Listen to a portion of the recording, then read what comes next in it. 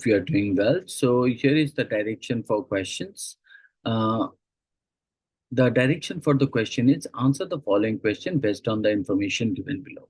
So let's read the text and try to understand what the text tries to give us the idea and what is the argument of the author.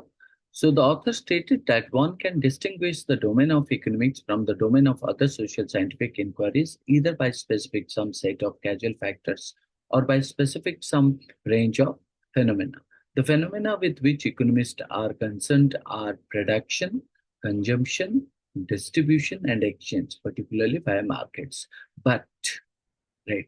So there is a contrast, but since so many different causal factors are relevant to this, including the laws of thermodynamics, metallurgy, geography, and social norms, even the laws governing digestion, economics cannot be distinguished from other inquiries only by the phenomena it studies. Some reference to a set of central causal factors is needed. Therefore, for example, John Stuart Mill maintained that political economy is concerned with such of the phenomena of the social state as take place in consequence of the pursuit of wealth.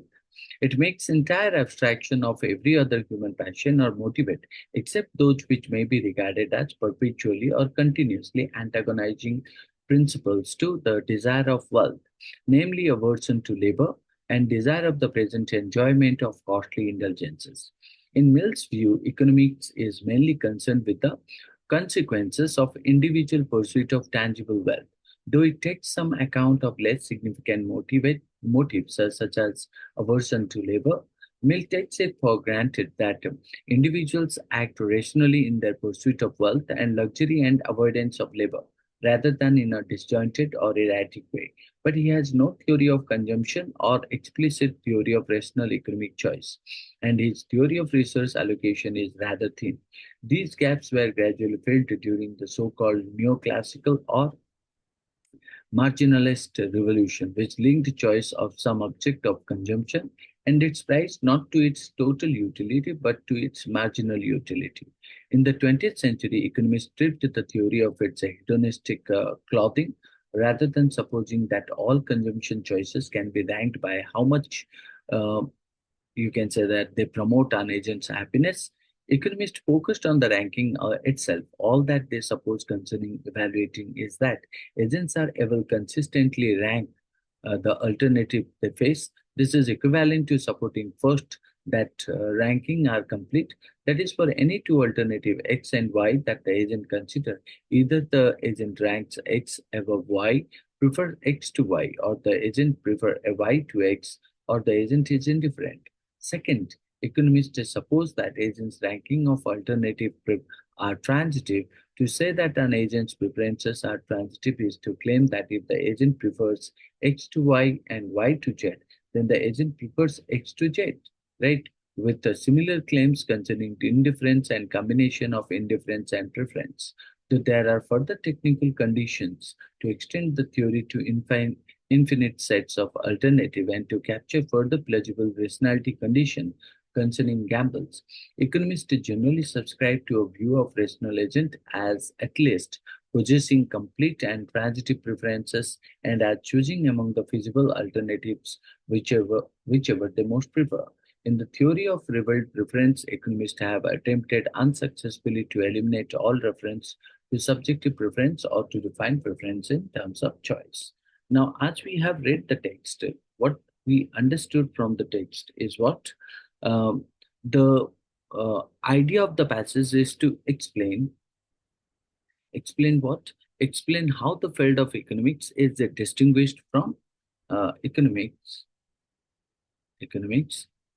separated from the other social sciences, isn't it? By examining the fact it studies and the causal factors it considers, it outlines the um, evolution of economic thought from the views of John Stuart Mill. We can find out here, maintain that or who emphasize the pursuit of wealth and rational, right? Pursuit of wealth and wealth and rational behavior to the neoclassical and marginalist revolution, which introduced concepts like marginal utility. The passage also discusses the shift in, you can say that, 20th century towards understanding economics through preference ranking rather than hedonistic utility. Uh, hedonistic utility, isn't it? Focusing on the concepts of completeness and transitivity in decision making, right? So that's what we find out, the main idea of the text. So, and if you talk about the style of the passage, it is academic, and you can say that analytical, isn't it? It presents a historical and theoretical overview of the development of economic thought using clear language and technical terms to express complex ideas.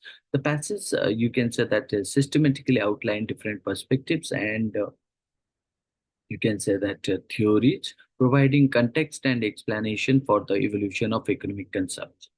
The tone of the text is what?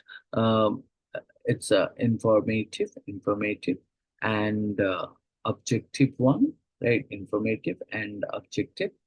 Uh, it aims to educate the reader about the distinguishing features and theoretical developments in economics without expressing personal opinions or judgments.